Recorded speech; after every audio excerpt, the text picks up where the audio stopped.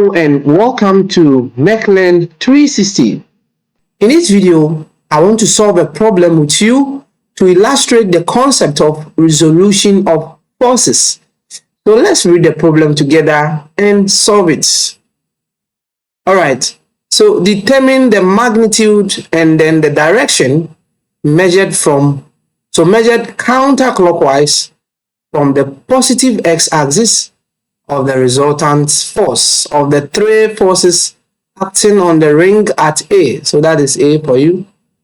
So we are to take F1. So this is F1.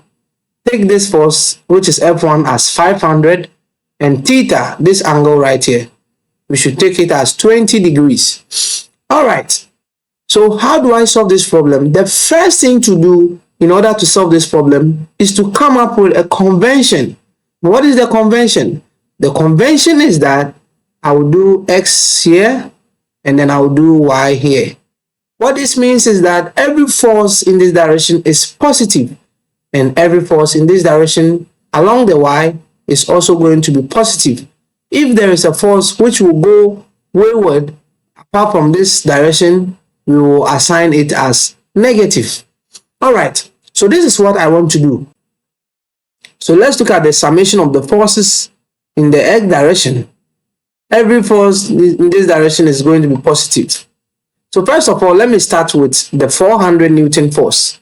It makes an angle 30 with a horizontal. Then I'm going to get 400 cosine 30 degrees.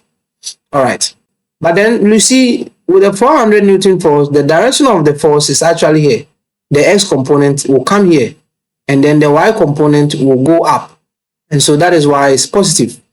But let's look at the 600 Newton force. The x component is going to come this way for the 600 Newton force, this one. And then the y component will come this way. But now we are looking at the x component. It's going to be negative. But how do we find it? So since I have a small triangle, then it's going to be the horizontal side of the small triangle, which is 4, divided by the hypotenuse of the small triangle, which is 5. And then I'll multiply it with the force, which is 600. All right. And then finally, let's look at the F1 force. He said we should take F1 as 500 newtons and then theta as 20. So in other words, this angle right here is 20 and we are saying that we should resolve. So this is actually going to be my y component and my x component is going to come this way. But the issue is that because of this, the s component is actually going to be sine because the angle 20 here is opposite to the side. And so I'm going to get, but it's also positive. All right, so plus 500 sine 20 degrees. All right, so that is it for the forces along the x direction. Let's add all these forces together. Let's add them. And what are we going to get? So we are going to get, so 400 cos 30. All right. And then I will do minus. So minus 4 on 5. And then I'll multiply it by 600. All right. And then I'll add it to 500 sine 20. Okay, good. So what is it? It's going to be 37.420. All right, so 37.420 newtons. Okay. So in fact, that is actually the sum of forces in the x direction. Okay. Then let's look at the sum of forces along the y direction. So along the y direction is going to be every force in this direction going up is positive. So let's do that together. I have a 400 Newton force. So I have this 400 Newton force right here.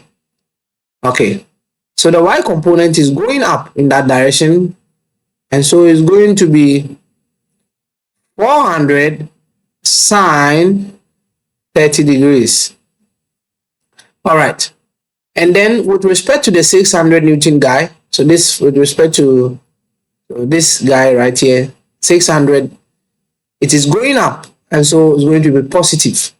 But how do I do that? I'm going to use, this time around, I'm going to use the vertical side of the small triangle, which is going to be 3. Then I'll divide it by the hypotenuse of the small triangle, which is 5. And then I'll multiply it by 600. Okay. Finally, I will look at the 500 Newton force. You see, this time around, the 20 degree is adjacent to the y-axis. And so this time around, the y component is going to be 500 cosine 20. And let's add all of this together. What am I going to get? So I'm going to get 400 sine 30 and then plus. So 3 on 5. And then I'll multiply it by 600. And then plus 500 cosine 20. Okay. I'm going to get 1029.846. 1029.846 newtons. Alright, so I have the x component, I have the y component. How then do I find the resultant? So from these two values, what this means is that if I draw my Cartesian plane, then I'm going to have y-axis, x-axis, and then I have a force of 37.420 along the x, so 37.420, and then a y component of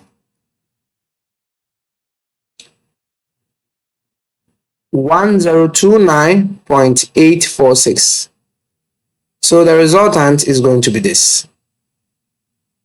And the angle which makes with the x-axis is going to be this one. So the resultant is going to be the square root of whatever is there.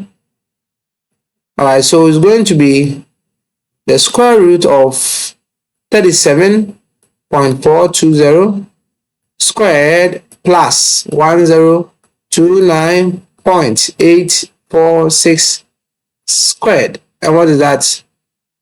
1030.526. 1030.526. So in other words, this is more or less 1.03 kilonewton. Alright. So this is just when we are asked to find this in kilonewton, that's how we are going to do that. Now, if I am interested in the angle, the force or the resultant force mixed with the positive x-axis, then it's going to be tan inverse of opposite, which is 1029.846, and then I'm going to divide it by the adjacent, which is 37.420, and I'm going to get, so tan inverse, what is it? So tan inverse of 1029.846, and then I'm going to divide it by 37.420. And what's that? I'm going to get 87.919. 87.919. Alright, so that is the angle. Okay, so thank you very much for watching.